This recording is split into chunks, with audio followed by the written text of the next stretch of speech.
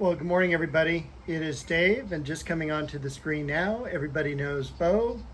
It is a beautiful Saturday, May 24th, 2025. Beautiful by the way that it is mostly overcast today, and the weather is so nice for Memorial Day weekend.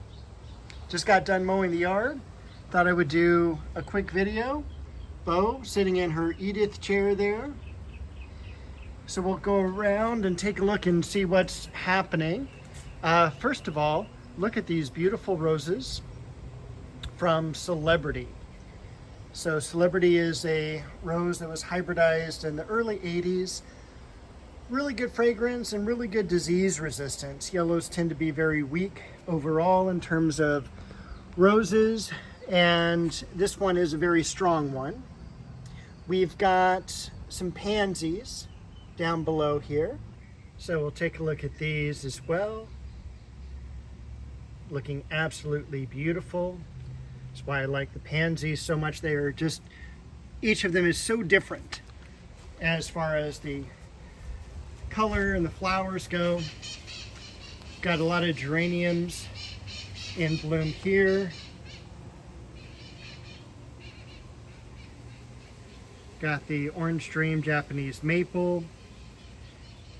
Got the osteos reblooming. Back here,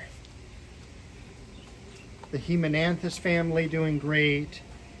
The Aesculus California buckeye growing.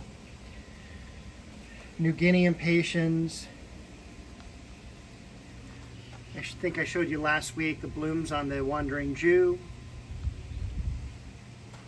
This is a type of hibiscus or mallow flower. Variegated dogwood. And we even, in Southern California, have a lilac blossom. And yes, it is fragrant. A lot of work has been done. Hi, Bo. A lot of work has been done for a couple of decades now on bringing lilacs to a warmer climate, and you'll see a lot of those. And if you ever get a chance to go up to Descanso Gardens, they have one of the best varieties, I shouldn't say varieties, but selection of cultivars you can see, and it's really spectacular. It's kind of like in a little ranch area or stable area, and it's been there for many, many years, and a lot of the varieties are well over 12, 15 foot tall. Look at that beautiful daylily. Orchids in the background. Got some impatiens blooming. It felt like these never went out of bloom, and what's crazy about them is they're still in the 6-pack. They have never been planted. So I'm going to do cuttings from those and place them back around the, I keep wanting to call it a Colruyteria, but it's not. It's a Chiananthus. Got the Alstroemeria there. Dahlia. Gemini tree rose. And Japanese maple Shishigashira. Variegated geranium. Both sitting out in the yard. Look at the yarrow. That's blooming, so beautiful. Shasta daisies. Always one of my favorites. Look how the plumeria is leafing out. Can't wait for that to come into bloom. That'll be just a couple more months. This Japanese maple's doing great. I think it's third year on this one now. Got a little discoloration on the clivia, but we're at the end of May already, and so it's doing pretty good. We'll start covering that up fairly soon, probably in the next month or so. Penguin pine. Another Japanese maple.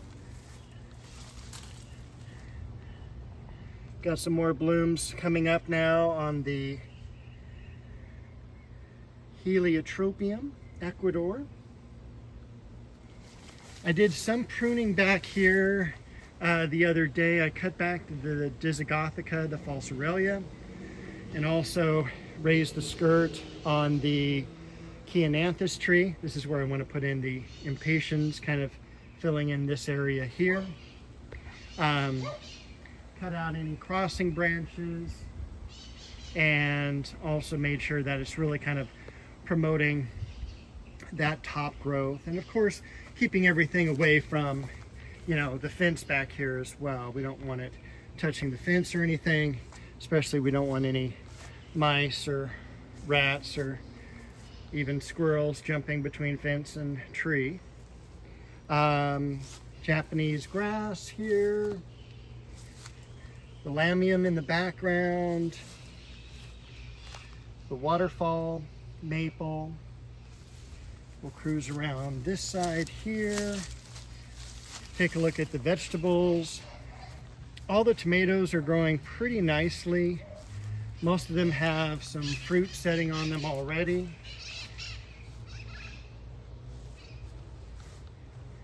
Peppers as well. You can see this Anaheim pepper.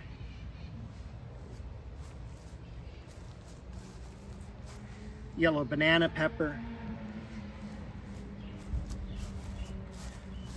We've already got a really nice crookneck squash growing. We've got the first zucchini, just a small zucchini plant there. And I did see over here an eggplant started already. And I did eggplants maybe a couple years ago, and I was just amazed at particularly the color of them. I can't wait for the Roma tomatoes to ripen. It's like my favorite tomato.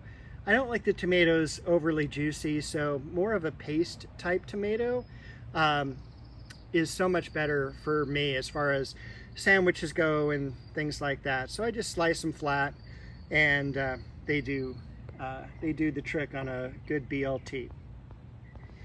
Over here in the rose garden, we've got a new batch of Judy Garland coming into bloom.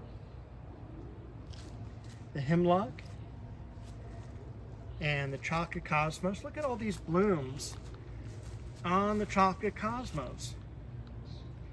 We've also got a lot of buds coming up here on the daylilies. This is bicolor. I think it's also a double blossom, but I don't quite remember. Got some dianthus here, third year on the dianthus. A few more foxglove in the back. Bees are trying to get as much nectar or pollen as they can there. The dogwood isn't doing as well as I had hoped. It's kind of, since that 100-degree weekend day, was it just last week? Or maybe 2 weeks ago. Really kind of damaged it, but hopefully it'll be in an area where it'll survive the summer a little bit better, and I'll put a shade cloth from the fence over to the top of it just to protect it a little bit more. Some beautiful Shastas down below. Legend. That holly back there is not a holly, it's actually an osmanthus. Beautiful crab apple, putting on some nice growth this year. Can't wait for the lilies to open. Most of all the foxglove are done. I need to go through and deadhead some Tournament of Roses, Garden Party,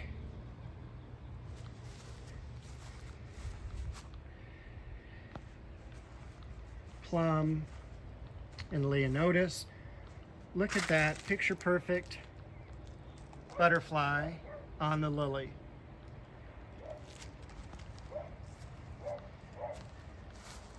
Bo has finally found the catmint. I have had the catmint for a couple of years, not interested, loves the catnip, loves the variety of teucrium that I get for her as well. I forget what the common name is that is. There was another geranium back there. But she finally found the cat mint, and she's all, well, if this is what we've got, this will do just fine. So she runs out every night and nibbles on that a bit.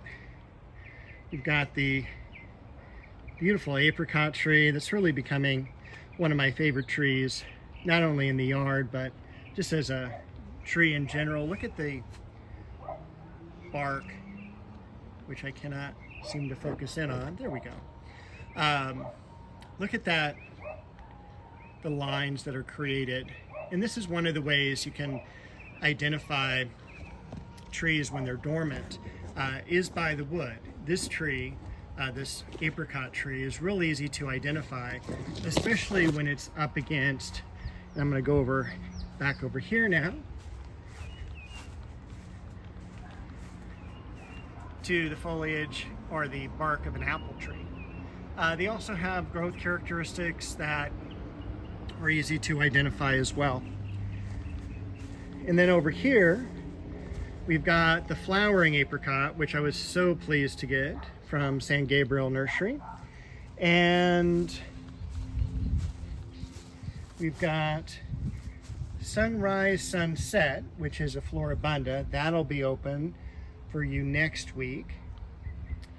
The Red Dragon Japanese Maple. Looks like a done bloom on the Color Magic. So we just missed that. Yard is looking really nice and green. I do need to start cutting back a little bit of the shoots on the magnolia. Keep that in check for the year. And of course we have our nectarine and our peach as far as the genetic dwarfs go. Bay tree, also beautiful gumdrop bay tree. And I think that will be everything for this week. I'm deadheading iceberg roses out front. A lot of things going on. Probably share a book haul with you in the next week or two. Tell you some of the news that's going on. We'll end looking at these apples. Anna apple, one of the best producers, especially in a low chill area, which we're definitely in Southern California. Eat them fresh right off the tree. They're horrible as far as storage goes. So make sure when you pick them, you eat them and you share them with all your friends and neighbors and such.